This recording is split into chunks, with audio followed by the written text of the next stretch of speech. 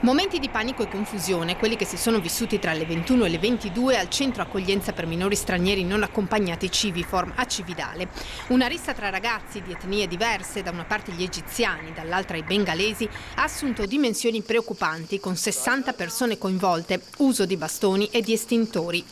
La direzione del Civiform, da noi contattata, precisa che tutto è iniziato al rientro in struttura di un ragazzo già più volte segnalato ai servizi sociosanitari. Era in evidente stato di alterazione, tanto che per lui è stato necessario l'intervento sanitario e risulta ancora ricoverato.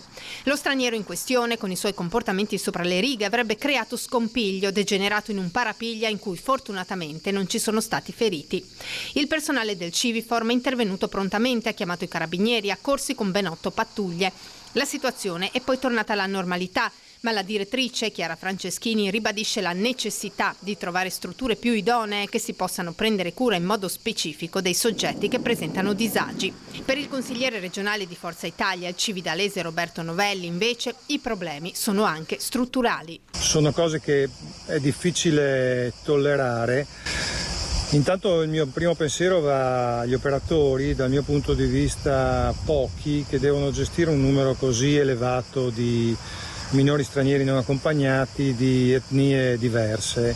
Il problema va affrontato sia per quanto riguarda la parte, sanitaria, ma soprattutto per quello che riguarda la parte dei numeri, sia del personale che deve gestire questi numeri importanti di minori stranieri non accompagnati di etnie diverse, perché ne va della sicurezza loro e anche un po' dell'immagine della città. Chi gestisce i centri per i minori stranieri non accompagnati ha una responsabilità evidente.